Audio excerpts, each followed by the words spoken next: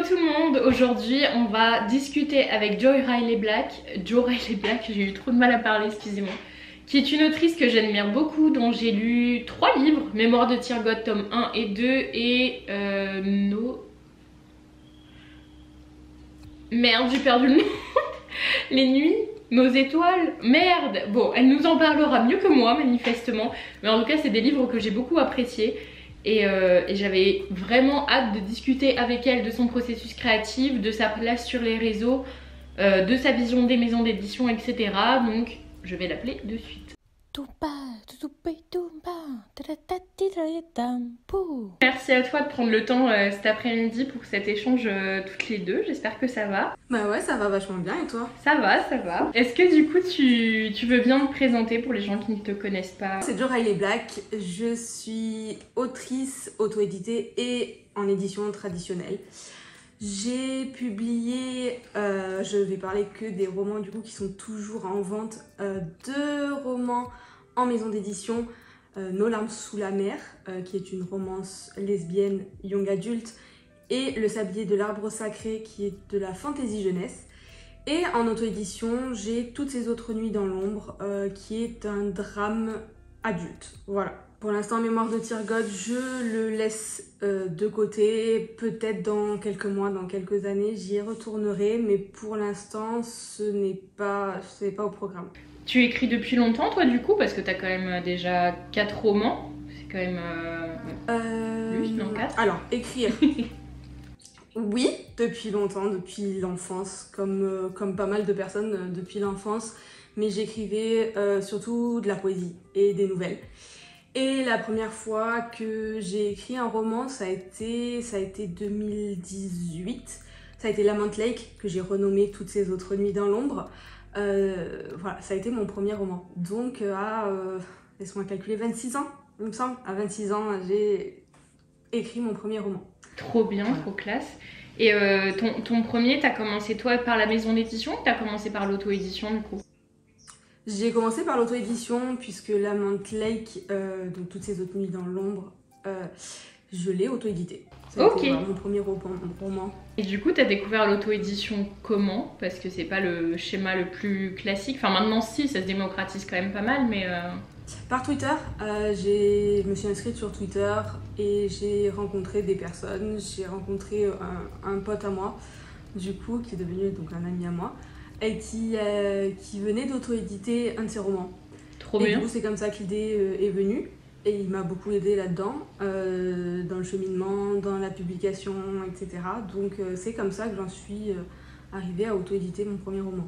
Ok, parce que toi t'es passée par une plateforme, tu sais, type Amazon, ou c'est toi qui as tout fait avec un imprimeur, ouais, etc. C'est ça, au départ, puisque ce roman dont je parle et qui a changé de titre ces derniers mois, sa première vie a été via Amazon. C'était pour moi le plus simple, le plus accessible, celui qui ne coûte rien. C'est clair. Et du coup, quand on commence, ça a son importance. Voilà, c'était vraiment pour moi le fait de faire découvrir et partager mes écrits plus que une visée monétaire, en disant je vais gagner de l'argent. Et du coup, Amazon, ça a regroupé un peu tout ça. Voilà. C'était un peu le truc clé en main, donc je suis passée par là. Et du coup, t'es contente de ton expérience avec Amazon, globalement, avec ce roman-là en tout cas? Franchement, pour un début, oui. Je m'y connais pas énormément maintenant quand je vois ce que produisent d'autres personnes auto-éditées qui ne passent pas par Amazon, qui vont passer par des imprimeurs, etc. Franchement, la qualité d'Amazon, c'est pas la plus folle quoi. Mais pour ce que moi j'en demandais à l'époque, clairement oui. Voilà. Ouais, ça te correspondait quoi. C'était bien, c'était cool, c'était voilà. C'était facile à prendre en main, pour suivre les ventes aussi. C'est ça, puis ça te permet un premier pied dedans aussi, parce que quand tu connais pas forcément le milieu du livre, il y a plein de choses à prendre en compte. Il y en a, ils te sortent des premiers romans de ouf, mais c'est vrai que c'est pas forcément... Enfin, faut se renseigner, faut trouver ce que tu veux faire, même toi, dans quelle direction tu as envie de te diriger aussi. Tu vois, il y en a, ils veulent vraiment que de la maison d'édition tradie. Il y en a, ils veulent faire de l'auto-édition, mais de ouf, tu vois. Enfin, Ouais. ça dépend vraiment ce que tu as envie de faire. C'est un boulot monstre, c'est un Ouais. boulot monstre l'auto-édition. Non, mais de ouf. Toi, t'as envie de continuer dedans ou t'as plutôt envie de te tourner vers les maisons d'édition actuellement? Franchement, je préférerais être totalement en maison d'édition. Hmm. Je m'en cache pas. Pour moi, l'auto-édition, ça n'a pas été un choix de dépit, pas du tout. Maintenant, pour avoir testé les deux, et c'est absolument qu'une question de flemme, qu'on soit d'accord là-dessus, la maison d'édition, c'est quand même super pratique. Voilà. Surtout si tu as tendance à te noyer dans un verre d'eau, la maison d'édition, bah, c'est cool. Il faut faire attention avec quelle maison d'édition on signe, mais quand on est dans des maisons d'édition plutôt bien, bah, c'est clair que bah, c'est vachement plus facile. Je préfère être en maison d'édition à 100%. Ouais. Qu'est-ce que ça te change réellement du coup parce que moi je suis jamais passée par les maisons d'édition tradies, je suis toujours passée en auto-édition. Qu'est-ce qui pour toi est plus simple dans les maisons d'édition? À peu près tout. Franchement, on va pas se mentir, à peu près tout. Alors j'ai la chance pour mes deux romans publiés en maison d'édition et celui qui va sortir d'être dans des maisons d'édition moyennes, ce qu'on appelle les moyennes à grosses maisons d'édition. Donc vraiment on te prend par la main, et puis on te guide tout le long. Déjà, tu as en général un avaloir, donc une avance sur droit. C'est cool. Donc ça c'est cool. Hein, c'est cool parce que même si tu n'atteins pas un quota de vente fou, qui est un quota de vente qui te déçoit un petit peu, tu as quand même touché de l'argent pour ton travail. Et ça, je veux dire, quand tu veux en faire ton travail, bon bah oui, l'argent c'est à prendre en compte. Bien sûr. C'est pas un truc que tu peux négliger. C'est cool si tu as déjà beaucoup d'argent et que tu peux le négliger, mais c'est pas mon cas. Ensuite, bah, tu as un travail édito. Approfondi. Donc ton texte, vraiment, il y a un œil extérieur de quelqu'un dont c'est le métier qui va fignoler le texte, la correction aussi. Voilà, tu as un correcteur pro, tu as un graphiste.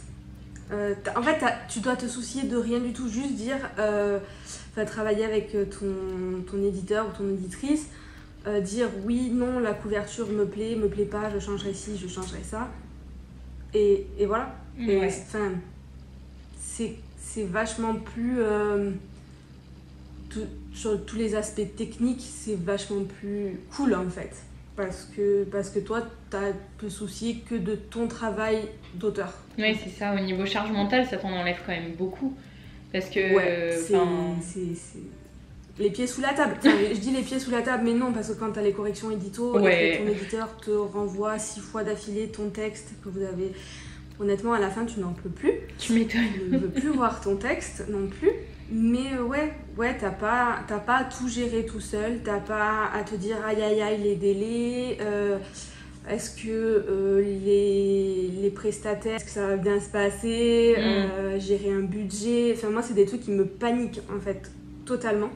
Enfin, il y a beaucoup d'autoristes quand même qui disent bah ouais mais du coup je me retrouve à faire autant de taf tu vois que en auto-édition etc. Là si t'es dans une maison d'édition de taille moyenne t'as quand même... un suivi. C'est clair, moi je le vois pour Mémoire de Tirgotte. J'ai pas eu presque autant de taf que si j'avais été auto-édité. Par contre, clairement, le travail édito c'était pas le même. Moi, quand j'ai publié Nos larmes sous la mer, je me suis rendu compte de ce que c'était un vrai travail édito sur un roman. Pour Mémoire de Tirgotte, du coup, ça te souligne ce qui s'est pas passé correctement, entre guillemets, quoi, parce qu'un travail édito, c'est quand même super... En fait, ça a été le manque de promo, etc. C'est sur cet aspect-là où je me suis dit, en fait, j'aurais été en auto-édition, j'aurais juste gagné plus, en fait. Ouais, c'est ça. Parce que la promo, il y était pas, etc. Maintenant, oui, j'ai pas eu à m'occuper de la correction, j'ai pas eu à m'occuper de la couverture, ça c'est sûr. Maintenant, il y a de très bonnes petites maisons d'édition. Comme il y en a des moyennes qui sont bof au final, une fois que tu parles aux autres personnes qui sont éditées là-bas. Donc, faut pas les mettre toutes dans le même panier, tu vois. Il y a des petites maisons d'édition. De toute façon, les maisons d'édition, à part les très très grandes qui ont des mecs millionnaires à leur tête. Ouais, j'ai vu la différence entre Mémoire de Tirgoth et quand je suis passée du coup chez Nisha pour Nos larmes sous la mer, la vraie différence entre les deux maisons d'édition, quoi. Mais c'est cool. Du coup, maintenant, tu fais des salons du livre, des dédicaces, tout ça, et c'est la maison d'édition qui l'organise, ça, ou c'est quand même toi de ton côté qui t'en occupe? Ça dépend. Ok. Ça dépend, c'est-à-dire qu'en tant qu'auteur, on est libre, nous, de notre côté, d'organiser des séances de dédicaces, d'aller dans des salons où nos maisons d'édition n'ont pas prévu d'aller. C'est le cas, là, je participe à un salon le week-end du 13-14 mai, le salon Romance Fever à Vendargue. Du coup, là, moi, ma maison d'édition n'y est pas, donc j'y vais de mon plein gré. Donc, c'est moi qui avance les frais. Les séances de dédicaces, genre comme chez Cultura, chez Leclerc, dans les librairies, je peux, moi, je l'ai déjà fait, les contacter et dire voilà, j'aimerais faire une séance de dédicace, est-ce que c'est possible? Et après, tu as celle organisée par la maison d'édition. Voilà. Ouais, donc il y a quand même un suivi aussi au niveau de la maison d'édition pour la vie après publication du livre, donc c'est quand même super cool parce que c'est aussi un taf de ouf que de démarcher tout le monde pour faire des dédicaces, trouver les salons qu'il y a autour de chez toi, etc. Enfin, des fois, l'appui d'une maison d'édition, ça peut être beaucoup plus facilitant pour tout ça. Oui, ça t'enlève une épine du pied souvent. Après, c'est pas tout rose. C'est pas tout rose d'être en maison d'édition non plus. Il y a pas mal de désillusions. Je sais que je suis pas la seule à être un peu tombée de haut sur certains trucs. Ah bah t'as des contraintes. Mais globalement, oui, je préférerais continuer à être en maison d'édition. Ouais, non, c'est sûr. Bah, de toute façon, il y a du pour et du contre dans les deux, que ce soit en maison d'édition ou en auto-édition. Mais c'est vrai que moi, je trouve qu'à l'heure actuelle, tu vois, le but d'être en maison d'édition, c'est quand même de profiter aussi de la promotion qu'on peut te faire derrière. Parce que c'est ce qui est le plus difficile, je trouve, à faire en auto-édition, c'est de toucher un public qui n'est pas juste tes quelques abonnés sur Instagram, quoi. C'est clair, c'est clair. Et quand je vois déjà des maisons d'édition qui, je parle pas forcément des miennes, mais où la promo c'est pas toujours ça, où il faudrait qu'ils fassent des efforts pour avoir aussi eu le côté auto-édition, la communication c'est l'horreur, parce que t'as l'impression de souvent en faire trop, de gaver les gens en fait à toujours poster genre sur tes romans, même ceux qui sont édités de façon traditionnelle en maison d'édition au final, parce que même si ta maison d'édition fait de la promo, c'est à toi aussi de le faire un peu vivre. Non mais complètement. La présence sur les réseaux sociaux en tant qu'auteur, je trouve que c'est hyper compliqué. Parce que t'as pas envie de saouler les lectrices avec ton roman, parce que les gens qui te suivent l'ont soit déjà acheté, soit ne veulent pas l'acheter. Et en même temps, faut pas faire du contenu que pour les autrices, sinon c'est des gens qui n'achèteront pas ton livre. Et en même temps, tu te retrouves du coup dans une démarche commerçante qui à la base n'était pas ce que tu faisais de base, vu que toi t'es autrice, t'as juste envie de partager tes textes, etc. Et du coup, tu te retrouves à faire 4 boulots en même temps sur la même plateforme, sur le même profil. Et les gens qui te suivent, des fois, peuvent être un peu perdus aussi, quoi. C'est ça, et personnellement, je suis beaucoup sur les réseaux, donc sur Twitter, sur Instagram, sur TikTok. J'y suis beaucoup. Et en fait, alors que j'aime pas ça, j'aime pas ça, je trouve ça extrêmement chronophage. Il faut tout le temps penser à de nouvelles idées, à de nouveaux posts.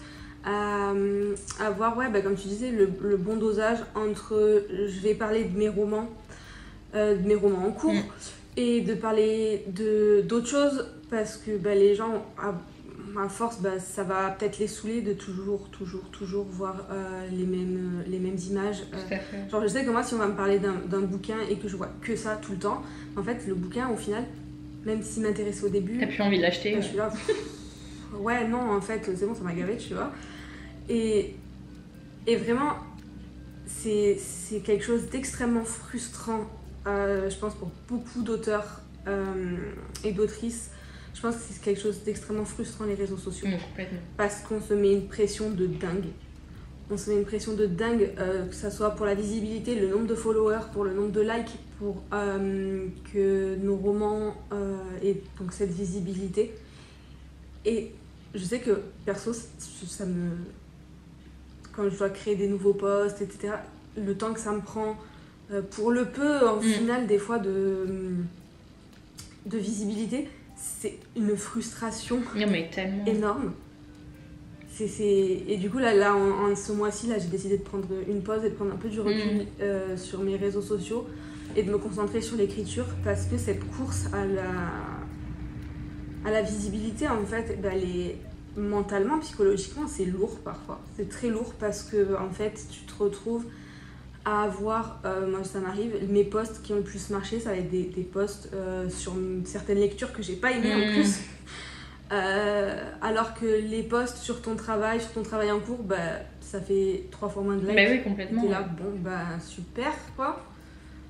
Est-ce qu'il faut que je trash talk sur mon propre travail, tu vois, pour que ça marche aussi. Et donc ouais, c'est lourd. Non, c'est hyper difficile. C'est lourd et à la fois c'est nécessaire. Donc, c'est nécessaire parce qu'au final, y a quand même des gens qui vont commander tes romans parce qu'ils t'ont vu sur les réseaux.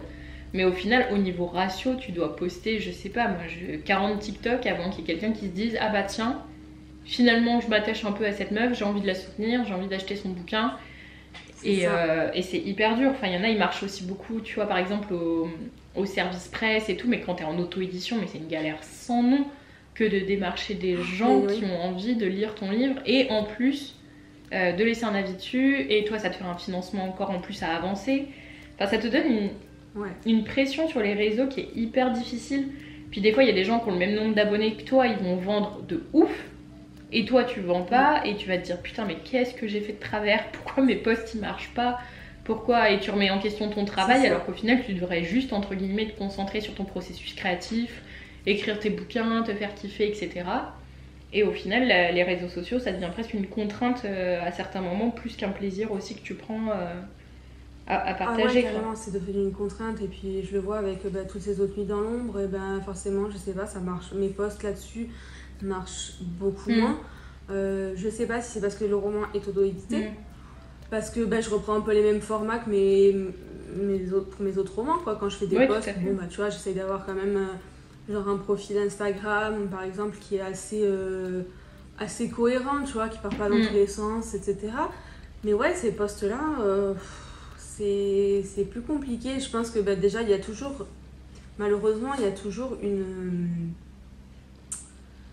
au niveau auto-édition, c'est toujours un peu pointé du doigt. Ah bah oui, je pense. Toujours, est-ce que ça va être de qualité? Ouais, il y a la question qui se pose, tant que les gens ne te suivent pas depuis un certain temps, l'auto-édition, ça peut faire peur aussi. En plus, tu vois, là, je suis en train de penser au roman dont tu parles, c'est quand même aussi une niche un peu difficile à vendre, les drames pour adultes, tu vois. Ouais. C'est assez difficile de vendre ces romans-là. Enfin, moi, à chaque fois, pareil, mes 2 premiers romans, c'est des drames pour adultes. Et à chaque fois, t'es genre, bon, comment en parler de manière pas déprimante? Ouais, c'est ça, c'est déjà comment en parler sur les réseaux sociaux, comment faire la communication, c'est un drame, mais genre c'est assez niche, comme les drames pour adultes. Plus, si c'est en auto-édition, les gens ils sont là, ouais, alors que bon, il y a des romans édités en maison d'édition aussi. Il y a de la merde, hein. Je ne voudrais pas citer le dernier livre dont on va parler, toi et moi. Voilà, il y a des privilégiés dans le monde de l'édition. Après, cool. Enfin, je veux dire, il va y avoir des gens qui sortent de nulle part et qui vont être propulsés et qui vont vachement bien vendre. Et ça, je suis vachement contente pour eux. Après, t'as ceux qui viennent déjà d'un milieu très select et on sait pourquoi ils sont là. Et quand je vois certains manuscrits, certains romans en auto-édition et que les personnes aimeraient les faire éditer traditionnellement et qu'elles n'y arrivent pas, ça me saoule parce qu'il y a des pépites en fait. Il y a des pépites et les maisons d'édition ne les prennent pas. Des fois c'est justifié, ça rentre pas dans leur ligne éditoriale et dans ce qu'ils cherchent actuellement, et des fois c'est un peu parce que tu as l'impression qu'ils font la place souvent qu'aux mêmes auteurs. Mais complètement, enfin, c'est sûr et certain. Des fois, tu te dis pourquoi pas moi, quoi. Non, mais c'est ça. Enfin, moi, là, j'avais eu un échange avec un éditeur il n'y a pas très longtemps Et en fait, il me disait, mais en fait, pour être transparent avec vous, j'ai pas lu votre roman et moi je cherche juste une tête d'affiche, tu vois. Et j'étais genre, but. Ah. J'étais, bah d'accord, bah oui, mais non. Enfin, il y a ce côté-là où en fait, faut pas oublier aussi que c'est une industrie et que les maisons d'édition elles veulent vendre, donc il faut qu'ils aient des profils qui vendent aussi. Et, Oui, et c'est vrai ouais, que c'est ça, assez compliqué. ça reste quoi. des entreprises. Ça reste des entreprises. Et puis oui, en plus il faut trouver, tu vois, des maisons d'édition qui sont quand même relativement bienveillantes parce qu'on a quand même toute cette vibe en ce moment de maisons d'édition qui cherchent soit des personnes qui sont présentes sur TikTok, soit des personnes de la commu LGBT parce que bah, du coup ils sont en train de flairer entre guillemets le filon qui fait vendre alors que c'est pas du tout comme ça qu'il faut parler des livres. Quand je vois là, les maisons d'édition qui cherchent surtout des gens qui percent sur TikTok et tout. Totalement. Alors je dis pas parce qu'il y a sûrement parmi ces gens-là des gens avec des super manuscrits. Ah mais totalement. Vraiment. Ah mais totalement. Mais quand tu vois qu'ils vont aller chercher plus le nombre de followers pour donner une chance à la personne qu'autre chose, bah c'est un peu rageant, tu vois, parce que c'est leur pas com, elle est le plus boulot facile à des faire, auteurs quoi. de base de faire leur propre promo. Donc je sais pas, c'est déjà que le monde de l'édition est quand même un milieu très fermé et assez, je sais pas si injuste est le bon terme, mais bon, c'est assez fermé, assez select. Ça rend la chose encore plus difficile. Complètement. Et rationnellement, tu sais que c'est une entreprise et que l'entreprise cherche à faire de l'argent. Mais c'est vache. Non, mais complètement. C'est élitiste en plus. Enfin, tu le vois très bien sur TikTok. Enfin, les gens qui sont. Alors, il y a des gens qui ont des très bons manuscrits, comme tu dis, mais il y a aussi des gens qui sont pris juste parce qu'ils ont un nombre d'abonnés fou. Et tant mieux pour eux, mais ça veut dire aussi que tu es soumis à l'algo TikTok pour être choisi dans ton manuscrit, tu vois. Sur TikTok, t'as quand même vachement le white privilege, t'as le beauty privilege, t'as tout ce que tu veux. Ouais, ça soulève plein de problèmes. L'accessibilité pour les personnes, par exemple, qui sont malentendantes, malvoyantes, etc. Il n'y a pas tout le monde qui a accès à TikTok facilement. Non, complètement, et c'est pas tout le hyper monde qui est à l'aise. Totalement. Moi, ça m'a pris un moment avant d'être à l'aise pour faire mes petites vidéos, etc. Avant, j'étais là, mais qu'est-ce que c'est cringe avant de comprendre qu'on était tous cringe du coup, mais que c'est pas grave. Ça passe du coup. Parce que c'est ça qu'il fallait. Mais ouais, ça pose ce souci d'accessibilité et ça prive plein de personnes de cette opportunité en fait. C'est ça, et déjà que tu sais que les maisons d'édition publient assez peu de nouveautés parce que faire de la com c'est onéreux pour des personnes qui sont pas connues. Donc si en plus de ça, tu vois, les nouveautés, ils les puisent dans des personnes qui sont déjà connues, bah du coup ça réduit encore le truc quoi, parce que les gens qui ont 40 000, 50 000 abonnés sur TikTok en auto-édition, ils s'en sortent très bien. Les trois quarts, ils ont pas forcément envie d'être en maison d'édition en plus. Mais du coup les gens vont suivre une personne avant de suivre un ou une autre autrice en fait. Genre ils vont suivre une personne, par exemple quand tu vois genre des gens qui vont percer, les gens n'ont pas forcément lu quoi que ce soit d'eux. C'est vrai. Mais cette personne a du coup une grosse communauté sur les réseaux. Donc en fait les gens vont suivre une personne avant de suivre son travail. Je trouve ça étrange. Alors après, je suis une personnalité, j'ai jamais été fan de qui que ce soit, même en grandissant. Quand tu grandis, quand t'es enfant, quand t'es ado, quand t'es jeune adulte, des fois t'es fan d'un groupe, d'un acteur, d'une actrice. Bon, moi je suis pas ce genre de personnalité, ça m'est jamais arrivé d'être comme ça en mode fan. Et de suivre du coup une personne absolument, quoi qu'elle fasse, à sa moindre respiration, tu vois. Mais ouais, moi ça me paraît bizarre de suivre quelqu'un avant de suivre son travail. Autant il y a des gens que je connais qui ont envie de publier, qui sont dans le processus d'éditer, que ce soit en auto-édition ou en édition traditionnelle, et où je les soutiens à fond parce que même si j'ai pas lu, j'ai déjà lu des extraits, etc. Tu vois, mais j'ai besoin aussi de lire ce qu'ils ont fait. Non mais complètement. Tout comme je comprendrais ce qu'on me dise, je sais pas, tu vois, il y a pas de gens, il y a des gens qui me disent ah ouais mais je vais pas donner mon avis avant d'avoir lu ton roman. Je dis bah oui, il fait encore heureux en fait. Non mais de ouf. Encore heureux que tu ne le fasses pas, tu vois.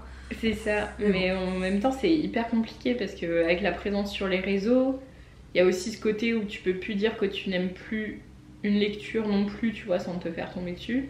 Et en même temps, il y a le côté où toi t'as envie de soutenir des auto-édités, mais du coup c'est toujours les mêmes qui sont mis en avant aussi. Enfin, il y a tellement de trends entre guillemets qui vont régir la communication sur les réseaux sociaux que toi quand tu essaies juste de faire ton petit bonhomme de chemin, soit tu es complètement hors case et tu l'assumes et du coup t'as peu de visibilité, peu de likes, etc.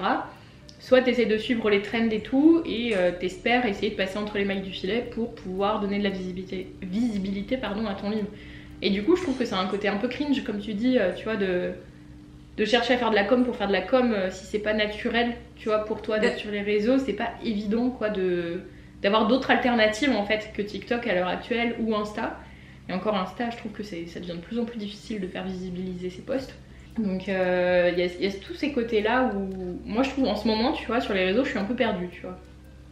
Ouais, et puis en plus, moi je le vois, personnellement, dans mon expérience avec les réseaux, etc. Alors Twitter, c'est vraiment le réseau sur lequel je suis le plus. Ouais. Qui pour moi est le plus facile, c'est vraiment très, c'est très direct. Et en fait, je me suis rendu compte, tu vois, sur TikTok, ces derniers mois, mon compte a énormément grossi. Je dis énormément, mais j'approche des 1000 abonnés, tu vois. Je suis partie de rien, donc genre c'est cool, machin. Et en fait, je me suis rendu compte que énormément de gens qui me suivaient, et des mutus des fois aussi, qui ne savaient pas que j'étais autrice. What?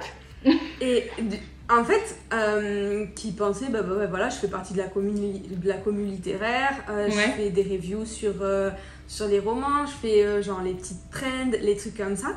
Et qui, en fait, un jour, je me suis dit, je vais faire quand même des TikTok aussi en parlant de mes romans, tu vois. Pourtant, c'est marqué en bio. Voilà, et qui me dit, ah, mais t'es autrice? Et je dis, oui. Oui, du coup, oui, c'est mon métier. Je suis autrice et correctrice. Et les gens étaient vraiment un peu choqués. Et je me suis dit, mais pourtant, il y a plein de TikTok où je montre mes romans, etc. Et je me dis, en fait, on consomme, moi aussi, hein, franchement, je vais pas dire le contraire, où je pense que c'est vraiment cette surconsommation. Ou des fois, en fait, j'ai des vidéos de mes mutus et je vois vite fait de quoi ça parle. Je regarde même pas des fois la vidéo en entier, mais je sais, je connais le contenu, par exemple, des comptes TikTok de certaines personnes. Je vois le thème principal de la vidéo, tu sais, tu likes et puis tu continues à scroller, etc. Et en fait, je pense que beaucoup de gens font ça. Donc, je pense que beaucoup de gens sont passés à côté du fait que j'étais autrice. Mais pourtant, tu postes que des... Enfin, pour moi, toutes tes vidéos, quasiment, elles sont quand même vachement portées sur ton travail, en fait. Enfin, sur ton travail d'autrice, de correctrice. Apparemment pas assez. Encore une fois, les vidéos qui percent le plus, c'est celles où j'ose parler de romans très connus que je n'aime pas. Oui. Mais quand tu veux réussir à faire percer ton propre roman, là, c'est le flop. C'est le flop et je sais que pour avoir parlé avec plein de gens, c'est qu'est-ce qu'il faut que je fasse, bon Dieu? Non, mais c'est ça. Qu'est-ce qu'il faut que je fasse en fait pour que moi aussi j'ai cette chance-là que mon roman perce sur les réseaux, d'autant plus sur TikTok, parce qu'on sait que sur TikTok, des romans ont eu une visibilité de ouf et ça a fait décoller les ventes, tu vois. Complètement. Et tu regardes un peu les vidéos de tout le monde et tu te dis, mais moi aussi je vais faire pareil. Et en fait, t'es là, mais pourquoi moi ça marche pas? C'est compliqué parce que quand t'es auteur et surtout en maison d'édition, tu te dis un petit peu, je vais avoir une super promo et puis je vais quand même avoir une visibilité assez vite. Et au moment des sorties des romans, oui, t'as un pic forcément. Mais complètement, passer les 2-3 mois après. C'est le challenge, c'est de réussir à faire vivre ton roman sur la durée. Et puis, t'as un peu de deux stratégies, moi je trouve, sur les réseaux. T'as ceux qui essayent de parler d'autres trucs aussi parce qu'ils veulent pas parler que de leur roman. Et les personnes qui parlent que exclusivement de leur roman. Et je fais exactement comme tu disais, je like en fait. Je like et je passe. Au final, j'ai pas acheté son roman et je sais pas forcément toujours de quoi ça parle, tu vois. Et c'est vraiment de la consommation aussi. Enfin, on en est coupable aussi, tu vois. Enfin, moi je consomme aussi les réseaux sociaux de manière assez abondante. Et du coup, tu vois des auteurs qui marchent forcément, surtout sur TikTok, il y en a quand même pas mal qui sortent du lot. Et tu peux vite te retrouver à être piégé, tu vois, et essayer de faire le même contenu. Et en même temps, ça te ressemble pas toujours. Et du coup, t'es un peu le cul entre deux chaises en mode est-ce que je fais vraiment ce que moi j'aime partager ou pas. Et puis pour un peu qu'il y ait un de tes TikTok qui soit hors sujet, qui perce, bah là du coup c'est foutu parce que personne comprend que t'es auteur. Enfin, il y a quand même un parallèle qui est hyper bizarre à faire. Et puis en même temps, t'as envie de multiplier les plateformes parce que c'est pas les mêmes personnes qui sont sur chaque réseau social. Mais en même temps, tu peux pas donner ton énergie à tous les réseaux sociaux non plus. Enfin, je vois TikTok, le temps que ça me prend, moi, personnellement, enfin, les vidéos, c'est méga long à monter, à trouver l'idée, à machin, si tu veux les sous-titrer, les bidules, les trucs. Et TikTok, c'est énergivore. Puis TikTok, en plus, contrairement à Instagram ou Twitter, où les TikTok qui marchent le mieux, ça va être des TikTok où tu vois la personne. Et complet. Faut trouver le temps. Faut trouver le temps d'installer. Alors, tu vois, moi j'ai un trépied et tout parce que je faisais de la photo, donc j'ai mon trépied, etc. Mais il faut trouver le temps de monter ton trépied. Faut trouver le temps où tu te dis ça va, j'ai tant de temps devant moi pour filmer ma vidéo. Personnellement, je tourne mes TikTok en fonction du jour où j'ai lavé mes cheveux. Pareil. Voilà, donc je pense qu'on est aussi pas mal à faire ça. Donc c'est con, mais voilà, il y a plein de trucs à prévoir avant de te dire, je vais faire mon TikTok. Et puis, une fois que tu te dis, aujourd'hui je tourne, t'en tournes plusieurs. Tu vois, t'essayes de rentabiliser. Tu fais ton stock temps, de ouf. Etc. Et moi je finis avec des migraines où je suis là, fou. Et puis après, tu regardes tes vidéos et tu dis, maintenant il va falloir que je les monte. Tu vois. C'est ça. Et ça, c'est relou aussi.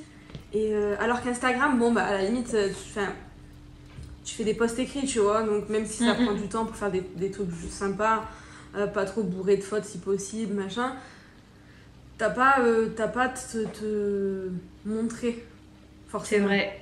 Mais c'est vrai que TikTok, du coup, t'as l'impression que c'est spontané, parce que beaucoup de gens font des vidéos où t'as l'impression que c'est ultra spontané, mais en vrai, ça l'est pas du tout. Enfin, moi, je sais que TikTok, c'est un des rares réseaux où je vais pas, allumer mon téléphone, filmer, poster, tu vois, Ah, mais pour un simple TikTok, des fois, je le refais 25 fois.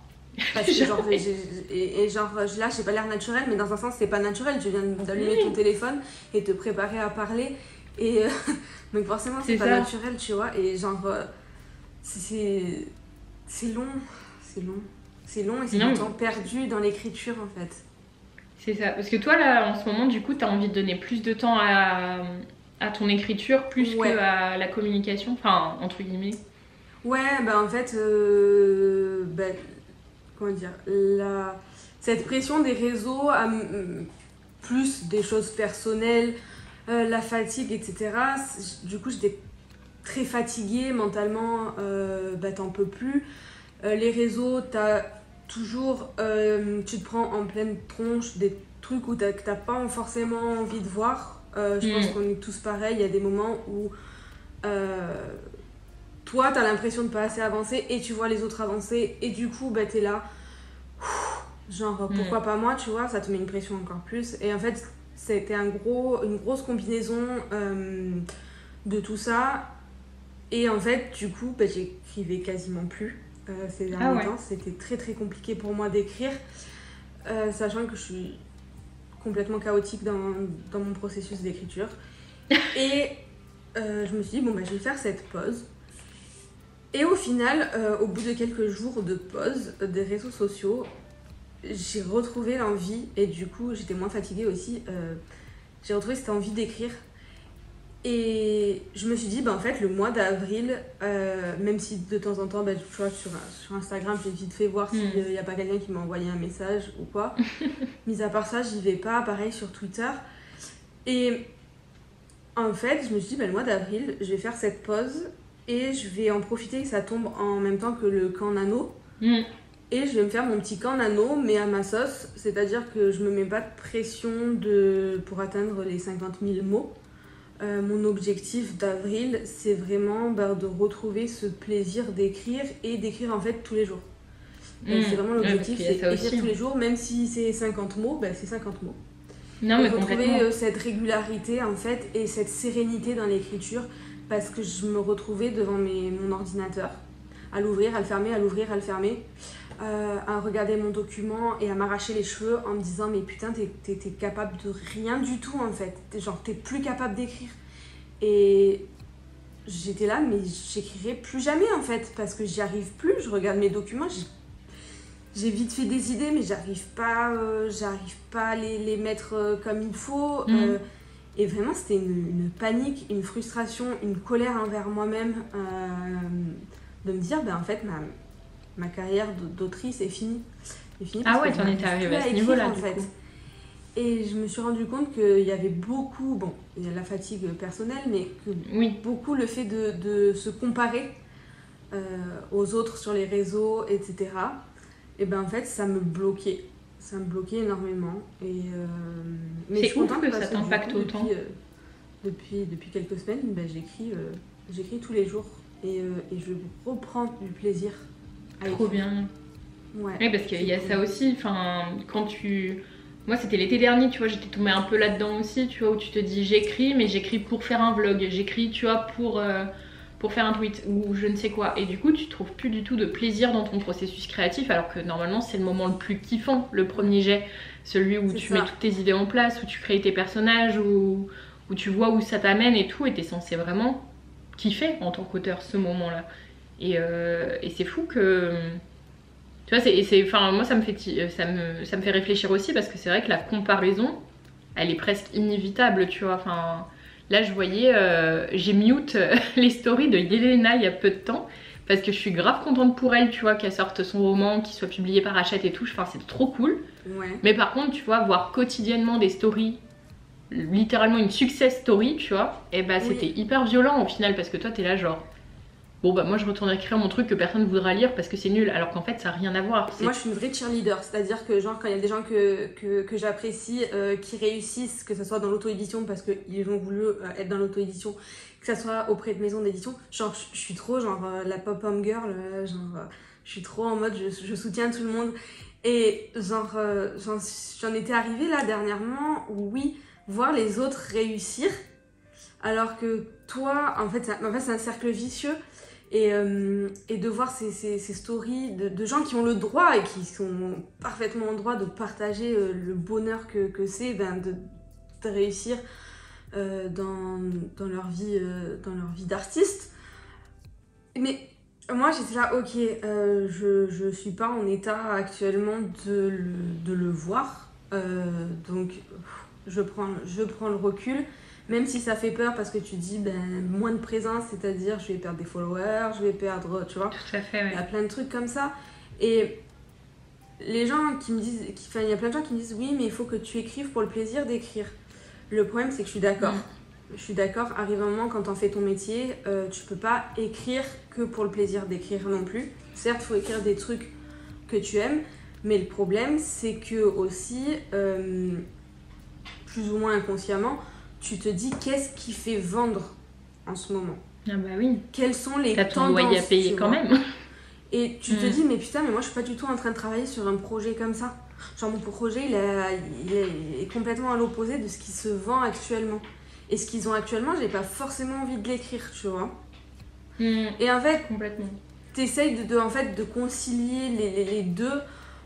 D'écrire un truc qui te plaît mais un truc qui est quand même potentiellement vendeur auprès d'une maison d'édition et c'est une pression ça aussi parce que j'en parlais avec des copines autrices aussi, c'est est-ce que j'écris pas pour rien dans le sens où auteur c'est le métier où tu travaille sans aucune comment je perds mes mots de certitude derrière, oui, sans avoir de certitude, sans aucune certitude, voilà, sans aucune certitude de voir un résultat par la suite. Tu passes des mois, des heures, des années, des nuits, tout ce que tu veux sur des romans qui te tiennent à cœur, tu les fais relire, tu les fais et tu te prends des noms. L'auto-édition aussi tu passes par là, ça marche pas forcément. Je sais qu'il y a eu une période il y a quelques mois où ça a été très compliqué pour les personnes auto-éditées. Je voyais les personnes autour de moi qui étaient en auto-édition, où les ventes décollaient pas, même les jours de sortie, même avec une bonne com. Et non, ça marchait plus trop, ouais. Et ouais, c'est compliqué mentalement, psychologiquement, c'est compliqué. Et du coup... Bah c'est ça, puis tu es déjà en train de penser à l'après, alors que t'as même pas encore écrit ton livre au final, et t'es déjà en train de te comparer à d'autres qui n'ont pas du tout le même parcours que toi, et t'es déjà en train d'imaginer quelle maison d'édition tu pourras viser avec ce texte, tu vois, alors que tu sais même pas comment il va terminer. Et en fait c'est une charge mentale, enfin déjà quand on écrit, je trouve il y a tellement d'affect que tu mets dedans, il y a beaucoup d'humains, mine de rien, c'est une discipline qui demande beaucoup d'engagement émotionnel et personnel, tu vois. Et en plus de ça, tu te rajoutes la charge mentale de... Et en plus, il faut déjà que j'anticipe ma com, tu vois. C'est-à-dire que faut que tu parles de ton livre avant qu'il soit sorti, faut que tu vises où est-ce que tu veux l'envoyer, faut que tu... Enfin, il y a beaucoup de choses en parallèle qui font que tu as une charge mentale constante. Puis c'est pas un travail où tu te dis, bon allez, je fais 9h, 17h et tu vois, et après je rentre chez moi et on n'en parle plus, tu vois. C'est ça. Quand tu mets autant d'énergie dans un texte, ça t'occupe ta pensée, mais tout le temps, quoi. T'es toujours en train de te dire, et si je poste ça, et si je réponds à machin, ah bah finalement je vais l'envoyer à telle maison d'édition, j'y avais pas pensé, ah ouais mais celle-là est refusée, et puis après tu dois patienter, déjà été auto-édité. Genre t'es là, c'est long, je te jure, la patience qu'il faut pour atteindre les réponses de maison d'édition, ou même quand t'as signé un contrat, entre la signature du contrat et la publication, c'est un an et demi. Pas possible. Tellement. Mais oui, en fait, on doit penser à tout, même quand tu passes du coup par l'édition traditionnelle, tu écris. C'est pas comme la première fois où tu écris ton premier roman et où tu te dis, bon bah je le finis et après je verrai. Tu te fais kiffer. Une fois que t'as le pied dedans, c'est un peu un engrenage, t'as envie de plus. Enfin, moi je sais que j'ai toujours envie de plus en fait. C'est quelque chose. C'est normal aussi. Vraiment à l'intérieur de moi où je me dis il m'en faut plus en fait parce que c'est mon rêve d'enfant, parce que t'as envie d'un peu de reconnaissance dans ton art, voilà, c'est normal. Enfin, de toute façon quand on est artiste on cherche aussi faut pas se mentir, on cherche aussi de la reconnaissance, sinon on garderait notre art pour nous. Tellement. Voilà, Non, puis il y a des disciplines où tu sais que tu vois c'est difficile de percer, tu vois. Enfin moi je connais très peu de sculpteurs célèbres, tu vois, par exemple. Alors que l'écriture c'est un art qui est à la fois à la portée de tous et en même temps qui est hyper difficile parce que beaucoup de gens donnent de l'énergie dans la littérature. Du coup tu as ce rêve qui est à portée de main et en même temps qui est hyper loin à la fois, donc il faut que tu jongles entre tes espérances et la réalité aussi du milieu, et aussi, où des fois il suffit juste d'un coup de chance, quoi. Non, t'inquiète, vas-y. Non, et puis aussi, il y a la pression extérieure et la pression personnelle aussi, où te dire est-ce que je vais réussir à écrire un autre roman. À chaque fois que tu finis un roman, moi je me dis est-ce que je vais réussir à en écrire un autre et est-ce qu'il va être bon, tu vois.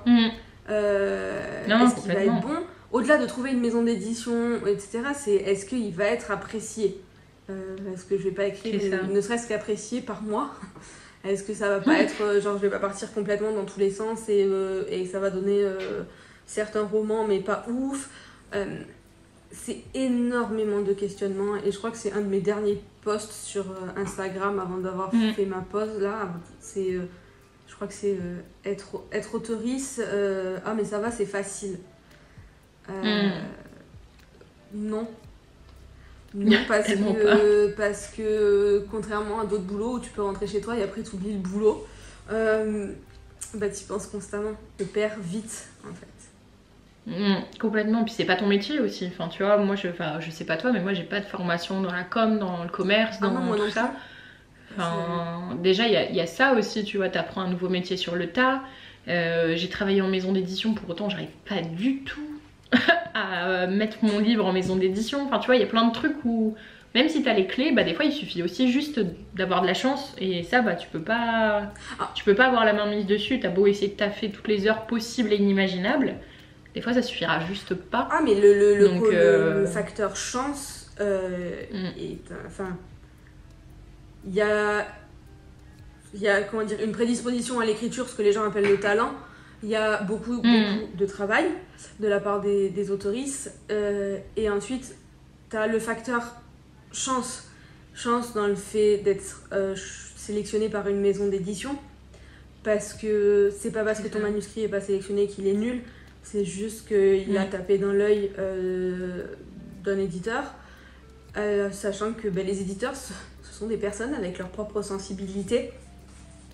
Et donc on voit des histoires où un auteur a envoyé à la même maison d'édition 5-10 ans de différence, c'était pas le même éditeur, et première fois refus, deuxième fois contrat.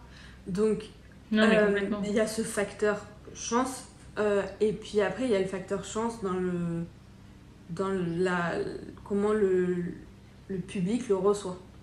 Et ça, tu peux pas le prévoir. Même avec la meilleure des coms, tu ne peux pas prévoir la réception de ton roman après auprès du lectorat, quoi. Et donc ça c'est stressant. C'est aussi une course sur la durée, je trouve. Enfin, c'est très marathon, tu vois. Enfin, faut pas te décourager, je trouve. Et ça, c'est hyper dur. Enfin, tu vois, t'écris ton premier livre, t'écris le deuxième, t'écris le troisième, tu commences à être un peu lancé, tu vois, tu te dis, ah, c'est cool. Et en même temps, tu te prends toujours des noms, mais multiplié par 3, du coup, faut quand même renvoyer à des maisons d'édition. Et en même temps, tu te dis, ouais, mais j'aimerais essayer de faire vivre. Et en même temps, il faudrait que je continue d'écrire. Enfin, il y a tout un truc qui fait que pour tenir sur la durée, sur les années, faut s'accrocher. Quand tu es auteur, tu as des gros moments, des gros passages de rien. Des gros passages à vide entre... tu vois, par exemple, moi, 2023, j'ai pas de publication de prévue. J'ai pas de publication de prévue, et du coup, ça stresse, parce que t'es là, mais en fait, les gens, ils vont complètement oublier qui je suis. Si j'ai une publication dans une revue littéraire, mais j'ai pas de roman de prévu, et du coup, t'as ces gros passages où tu te dis, mais en fait, il se passe rien. Il se passe rien, et du coup, t'as l'impression de pas avancer. Ouais. Alors que tu travailles sur d'autres projets, etc. En coulisses, tu travailles peut-être sur des corrections édito pour la publication d'un roman qui arrivera l'année d'après, mais c'est un peu la traversée du désert parfois. Et pour peu que tu sois dans une période où tu as du mal à écrire, t'es là et tu te dis, bon, c'est cool, c'était cool tant que ça a duré, quoi. C'est ça. Alors qu'au final, c'est normal. Et du coup, t'as cette impression d'avoir besoin d'être encore plus présente sur les réseaux. Parce que, genre, pour pas te faire oublier, tu sais. Genre, j'ai rien à proposer de nouveau, mais genre, faut pas que vous m'oubliez parce que sinon, qu'est-ce que je vais devenir, tu vois. Et quand tu vois d'autant plus des personnes qui vont publier à la chaîne des romans, tellement. Tu te dis, bon, super, quoi. Genre, toi, t'es là, t'as tes petites corrections édito en coulisses et ça intéresse pas plus que ça les autres. Que t'en parles, tu te sens un peu solo, quoi. C'est ça, c'est que c'est un métier très solitaire aussi, parce que les maisons d'édition, elles travaillent, elles te font des allers-retours, etc. Mais au final, t'en as pas non plus tous les jours. Après, le lectorat, le temps qu'il lise ton livre, peut-être le temps qu'il fasse un retour, etc. T'as encore des mois derrière, et du coup, t'as beaucoup de patience à avoir, quoi. C'est une question de patience, l'écriture. Toi, du coup, t'arrives à en faire ton métier à temps plein avec la correction? Du coup, non, je ne vis pas que de l'écriture. Non, on va pas se mentir, ça serait mon rêve. Maintenant, je me suis dit que je me laissais 10 ans déjà pour voir l'évolution de ma carrière. J'ai commencé 10 ans à partir de la publication de mon premier roman. Donc, pour moi, mon premier roman réellement publié, ça a été Nos larmes sous la mer. Et donc, je me suis dit, Jo, tu te laisses 10 ans pour voir venir. 3 ans, c'est rien. 2-3 ans, c'est rien pour établir une carrière. Donc je me suis dit, je referai le point genre en 2031. Voir où j'en suis, j'espère arriver à en vivre un petit peu. C'est-à-dire que si je pouvais avoir un SMIC, voilà. On n'est pas trop gourmand par ici. Non. on vise bas, tu vois, pour pas être déçu.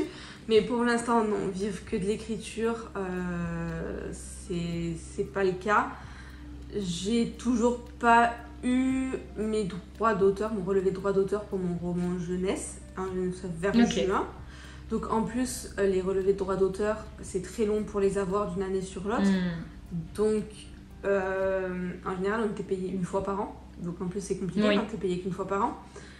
Les avaleurs qu'on te donne, ils sont pas non plus mirobolants, donc clairement, ça te fait un mois. C'est ça. 2 si t'es chanceux. Donc il y a ça déjà. Donc maintenant la charte des artistes auteurs ont demandé, ça a été signé. Ils ont quelques années pour de se mettre en règle, les maisons d'édition, pour être payés, je crois, pour donner les relevés de droits d'auteur et d'être payés trimestriellement. Oui, déjà, ouais. Ce qui est, ça, c'est bien déjà, tu vois, parce qu'à l'année, c'est long. Le temps est long, surtout que c'est un an et demi, quoi. Parce que il faut après prendre en compte les retours libraires pour pouvoir faire un truc réel sur les nombres de livres vendus. Enfin bref, c'est un peu n'importe quoi. Et du coup, ouais, non. Mais après, je suis au tout début de ma carrière, tu vois, c'est ce que j'essaie de me dire. J'ai la chance, après, d'avoir d'autres sources de revenus à côté, de pouvoir me consacrer à l'écriture, etc. Je sais que c'est pas le cas de tout le monde. Et donc, en plus, la plupart des auteurs sont quand même des gens qui ont un travail à côté, souvent à plein temps. Tout à fait. C'est pas les paillettes, elles sont pas là dès le début, quoi. Sauf cas rares, elles sont pas là depuis le début et on compte un peu sur chaque coup de pouce pour donner de la visibilité. Je sais que là, mon roman qui est sélectionné pour un prix aux Imaginales, j'espère que même si je gagne pas le prix, ça me donnera quand même de la visibilité, tu vois. Ouais, complètement, c'est ça, c'est qu'il faut aussi chercher les prix, les concours, etc. pour pouvoir essayer de faire continuer de vivre ton texte en plus de ça. Pour être repéré éventuellement par d'autres éditeurs. C'est ça. Voilà. Après, toujours, on en revient au réseau, mais les réseaux, il n'y a pas que du mauvais, tu vois. Moi, je sais que j'ai... À partir du moment où tu commences à publier, etc., dans des maisons d'édition avec qui sont assez connues, les éditeurs des autres maisons d'édition souvent gardent un œil sur toi. Je vais pas mentir, je vais pas faire genre ah là là, oui, mon manuscrit, on m'a signé, on a lu mon synopsis, un jour après j'avais un contrat, tu vois, sur Alerte Tartelett qui va sortir en 2024. Non, j'avais été plus ou moins repérée, tu vois, parce que c'est un cercle assez fermé.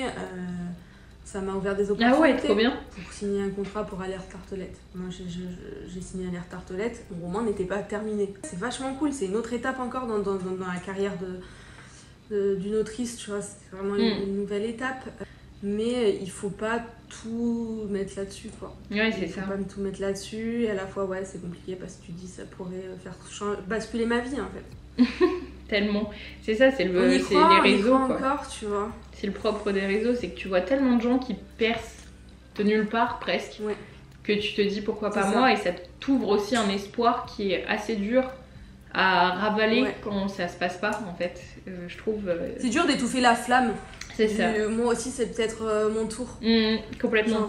Et c'est ça qui nous rend accro, hein. Non, mais c'est totalement ça. Puis en plus, d'autant plus dans les carrières artistiques, enfin, comme tu dis, si tu produis et que tu as envie de montrer ce que tu produis, c'est pas juste. C'est que tu as un besoin de reconnaissance, c'est que tu as envie de validation aussi sur ton texte, que t'as pas envie d'être oublié. En fait, que t'as... à un moment aussi, c'est un métier comme un autre. On a besoin et on a envie de pouvoir en vivre. C'est ça.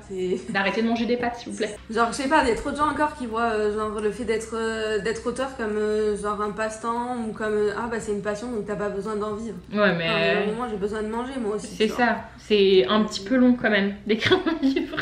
C'est un peu long pour pouvoir t'acheter des pâtes, mais il faut pas désespérer. La correction, à côté de tout ça, toi, c'est quelque chose qui te plaît ou c'est vraiment pour être un complément à ton activité aussi Comment tu t'es mis dans la casquette de correctrice?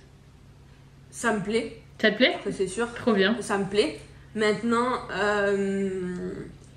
si là j'avais l'opportunité de pouvoir me tirer un salaire et de pouvoir vivre que de l'écriture, la correction, ça deviendrait vraiment quelque chose de secondaire, peut-être une mission par-ci, par-là, tu vois.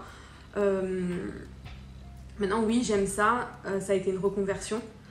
J'ai quitté mon ancien travail, que je détestais, comme beaucoup de personnes.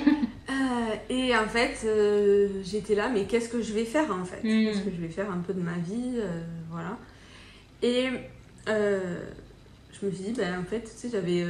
le compte formation là, le truc que CPF, tu cotises là. Et je cherchais ce que je pouvais faire Et je sais plus comment ça m'est venu, je me suis dit, mais correcteur, lecteur, correcteur, je cherchais pas, puis tu sais, je cherchais sur les formations, je me suis dit, j'aime écrire, j'aime lire, de base, je suis plutôt bonne en français, et je me suis lancée là-dedans. Trop bien. Je me suis lancée là-dedans, et en fait, j'aime beaucoup, j'ai toujours aimé corriger les fautes. Ok. Je sais, c'est un peu bizarre. J'ai toujours bien aimé corriger les fautes. Tu corriges pas forcément des romans que tu aimes et que tu aurais lu de toi-même. C'est vrai. Donc, Paprika, si tu pouvais te pousser de devant mon... Excuse-moi. Paprika. Il y a mon chat qui s'est mis devant la caméra. T'inquiète, il y a Gotham qui est déjà passé aussi. Voilà, tu peux rester avec moi, mais tu vas pas devant la caméra, s'il te plaît. Et donc, tu corriges pas forcément des romans... sur lesquels tu te serais arrêté en librairie. À la fin d'une correction, le roman, tu l'aimes plus trop. Oui. Un peu comme ton propre roman après des corrections édito. T'en as un peu ras-le-bol, tu vois. Tu passes trop de temps Au début, dessus. tu vois, tu commences la correction, tu dis ah, il est plutôt bien ce roman. À la fin, quand tu le rends à l'éditeur ou à la personne, tu dis ouais. je ne suis plus trop sûre d'aimer ce roman, tu vois, mais parce que à force de le relire, bah t'es là. Ouais, tu es comme tout, hein, ça n'a rien à voir avec la qualité du roman. Oui, c'est que tu passes trop de temps dessus. Mais ouais, c'est sympa. En plus, c'est aussi l'occasion de découvrir de nouveaux auteurs. Complètement. Que ce soit des auteurs indépendants ou des auteurs en maison d'édition. C'est l'occasion de découvrir et de lire de nouveaux trucs, quoi. Parce que du coup, toi, tu bosses aussi avec des maisons d'édition. Paprika, pousse-toi. Excuse-moi, il y a mon chat qui a décidé de se mettre devant la caméra. Il veut son moment de gloire. Trop bien. Vas-y, dis-moi. Dis-moi.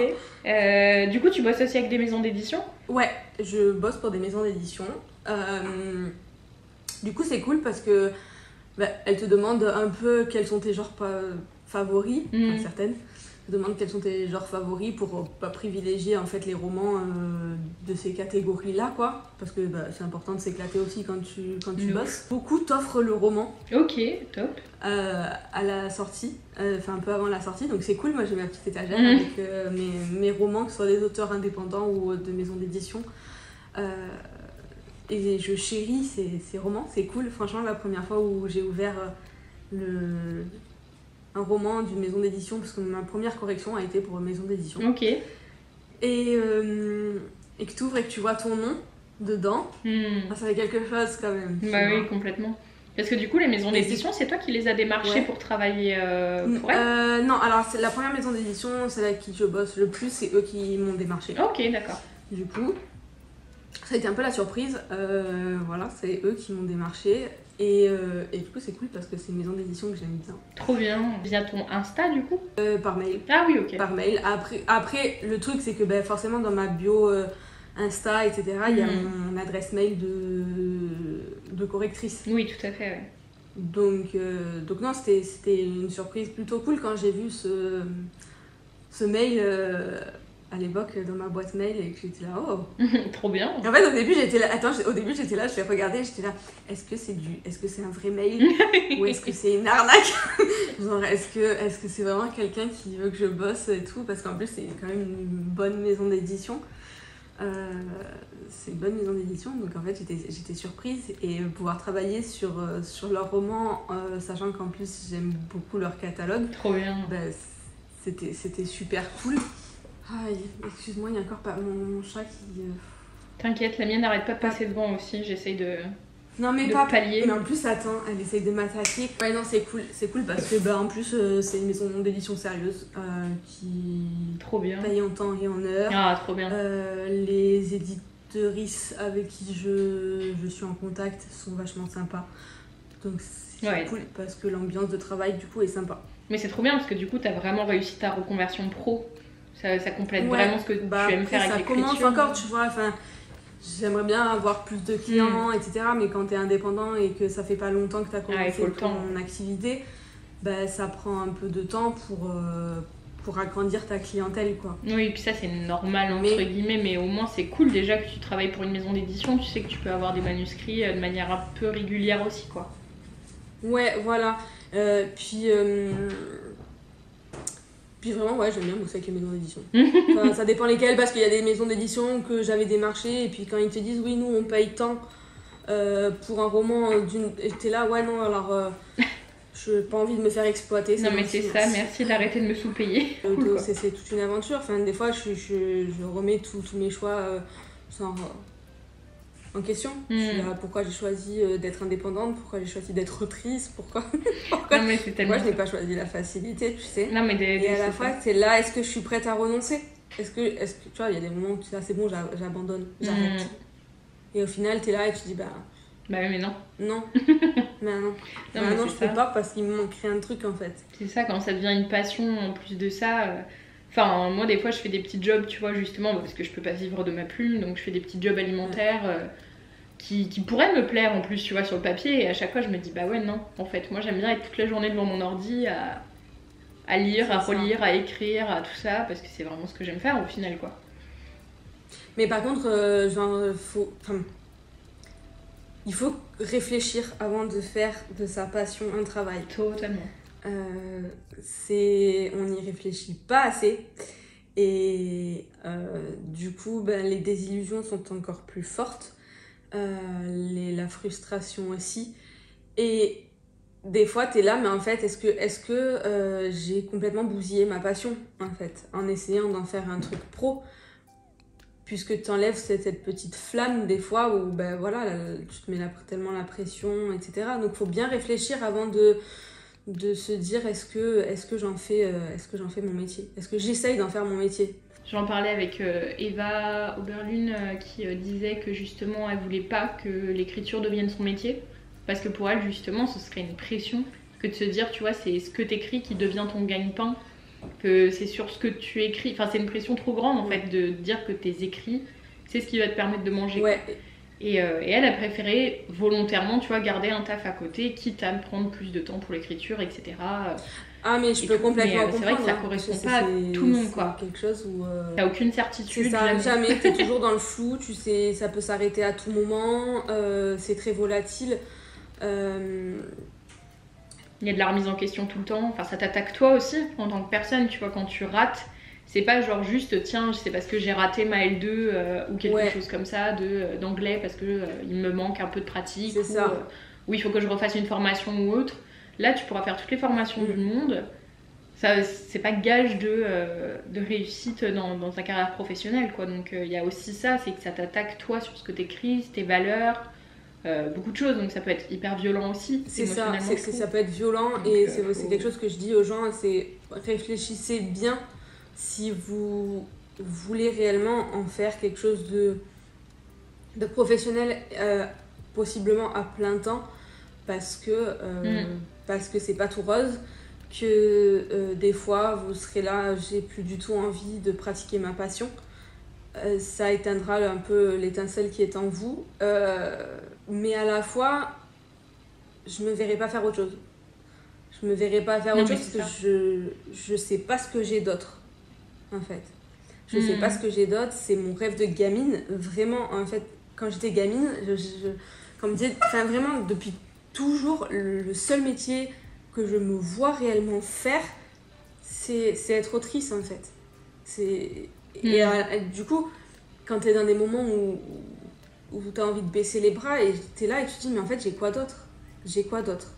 Et c'est là où tu te dis bon va falloir se mettre un coup de pied au cul. Et puis c'est chouette, je trouve, de donner de la chance aussi, tu vois, à ces rêves de gosse parce que ils sont pas moins légitimes que d'autres, tu vois. Si t'as envie d'être autrice, là t'es en train de tout faire pour. C'est ça. Tu t'es déjà fait éditer plusieurs fois, donc c'est quand même super cool.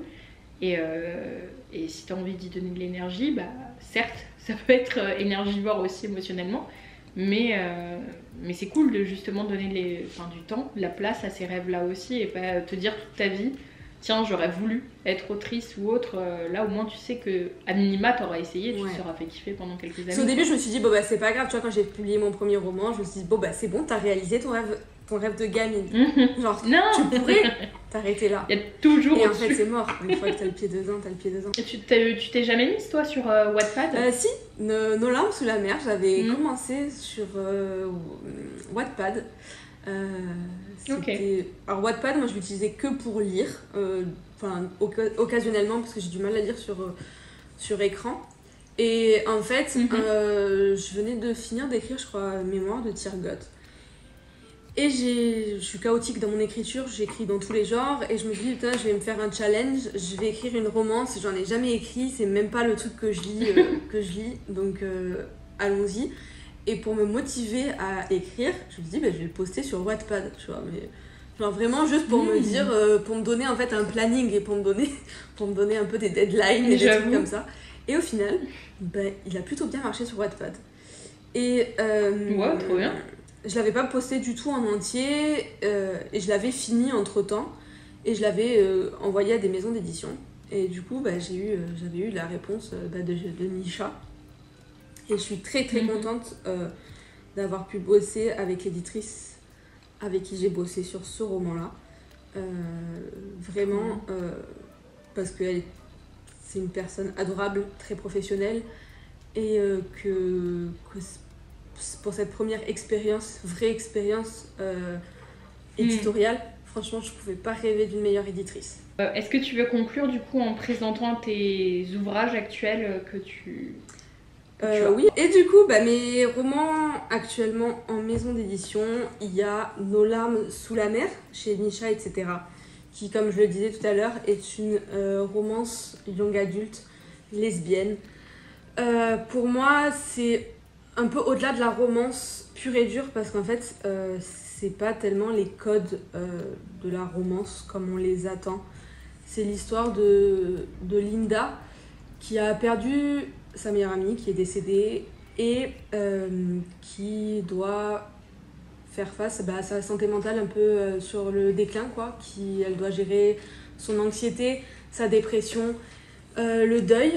Et elle s'est un peu refermée sur elle-même. Et puis, grâce à l'équitation, grâce à de nouvelles rencontres amicales, va se rouvrir un peu au monde, à l'amitié et découvrir ce que c'est que le premier amour.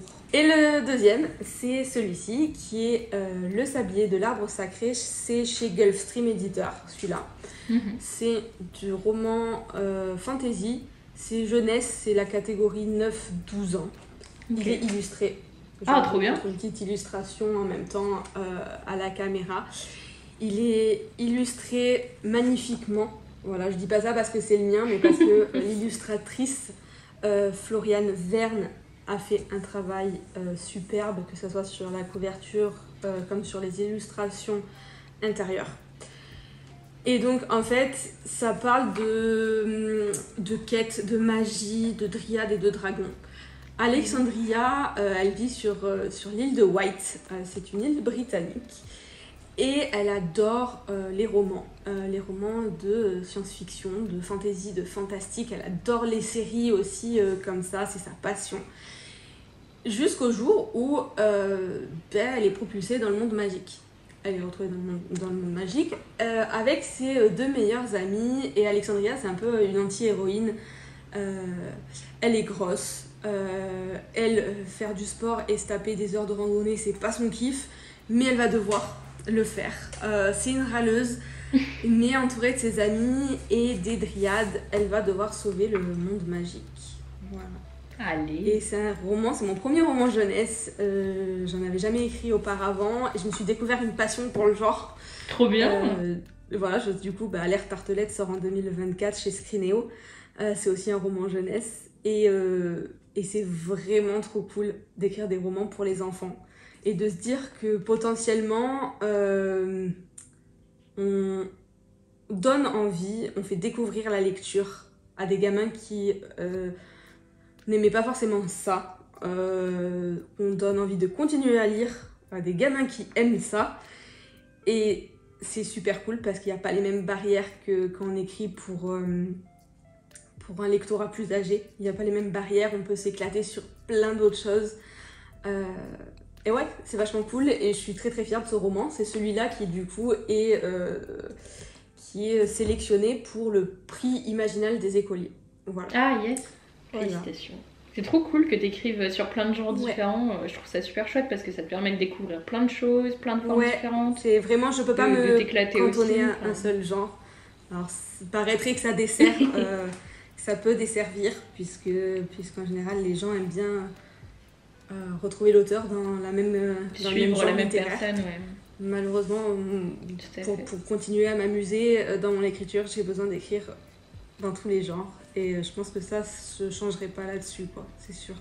Puis moi j'aime bien l'idée de, tu vois, de te découvrir sous différentes facettes, tu vois, avec Mémoire de Tirgotte et avec ton autre roman, c'était un drame qui avait rien à voir, tu vois.